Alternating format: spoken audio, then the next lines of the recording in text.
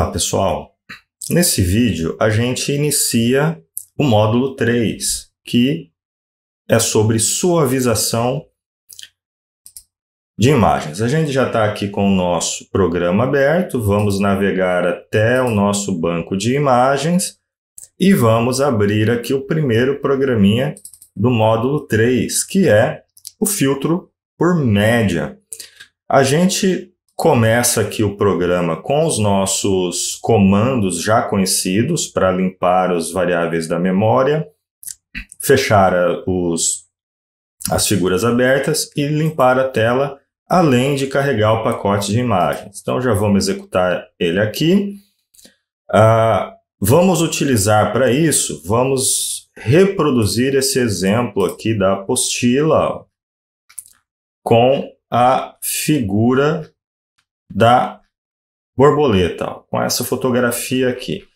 Então agora a gente está entrando num conjunto diferente de ferramentas de processamento de imagens, porque dessa vez a gente não vai apenas modificar o histograma da imagem, a gente vai fazer com que o resultado de um pixel transformado seja dependente também da vizinhança desse pixel, e não só dele mesmo, como estava acontecendo até então.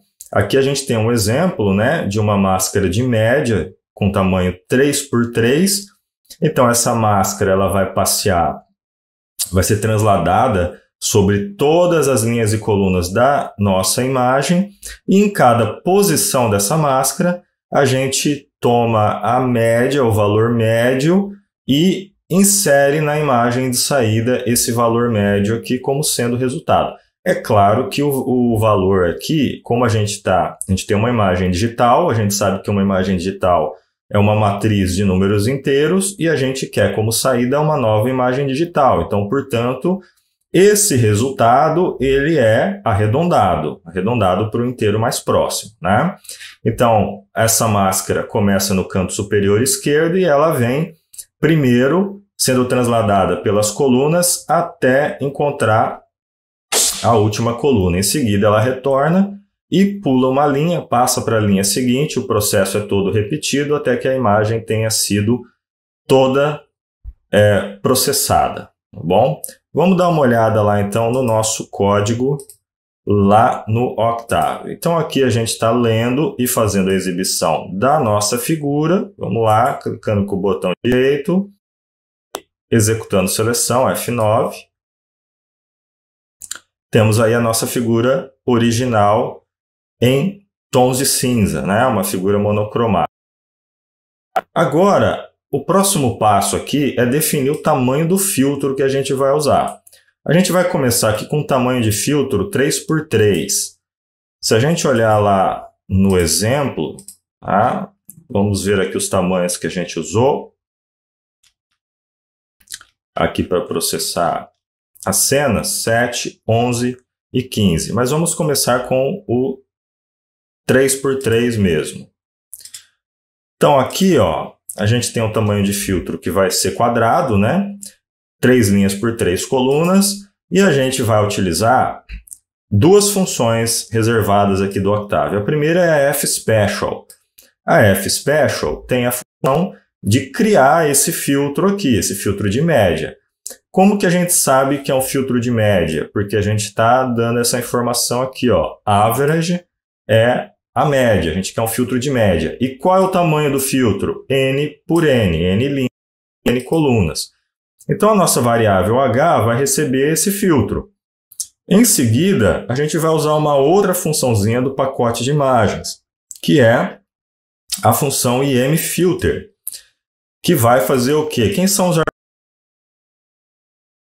original, que a gente quer processar, e também o filtro que a gente acabou de criar na linha anterior.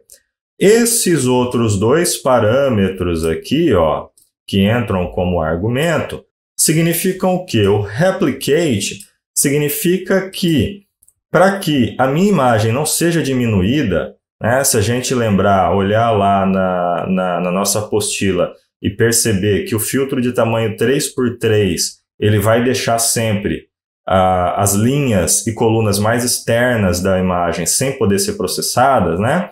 Então, para que isso não aconteça, esse parâmetro replicate aqui faz com que as linhas de borda, né, das extremidades da imagem, linhas e colunas, elas sejam replicadas. Ele provisoriamente aumenta o tamanho da nossa imagem, replicando essas linhas para que seja possível processar a imagem inteira. E o parâmetro same é porque a gente quer que a imagem final processada, né, no caso aqui a imagem S, tenha o mesmo tamanho que a imagem original IMG, tá bom? Então, vamos fazer esse processamento e vamos exibir o resultado aqui.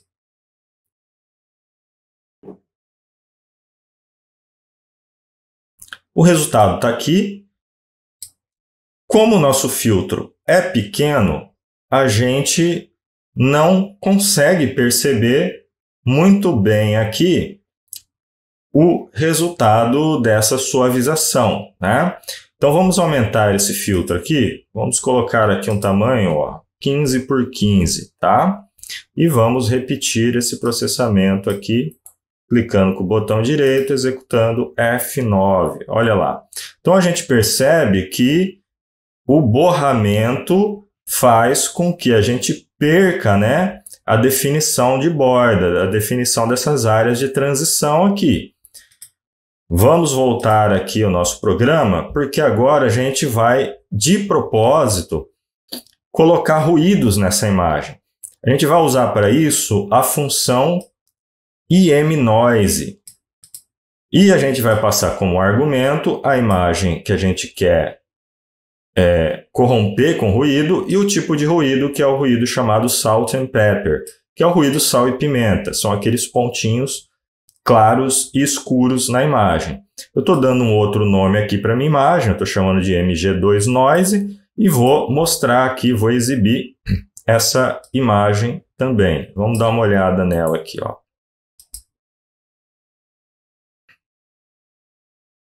Então agora eu tenho aqui uma imagem com ruídos do tipo sal e pimenta, tá? Então se a gente der zoom aqui, ó, a gente vai ver que vários pixels foram corrompidos para 0 e também para 255. Então, o que a gente vai fazer agora? A gente vai aplicar aqui a nossa filtragem para suavizar esses ruídos, né? Lembrando que H está com tamanho 15, né? Vamos colocar aqui o H tamanho 3 de novo. Vamos executar isso aqui. E vamos aplicar novamente esse filtro à imagem com tamanho 3 por 3. Então, olha lá. Aqui a gente tem a imagem, nossa imagem processada, e a gente percebe que a gente conseguiu eliminar ou suavizar os ruídos, só que a gente tem uma perda, né, na definição dessa imagem aqui. Porque esse é um efeito característico dos filtros de suavização, que é a suavização das bordas também, tá bom? Então é isso, pessoal.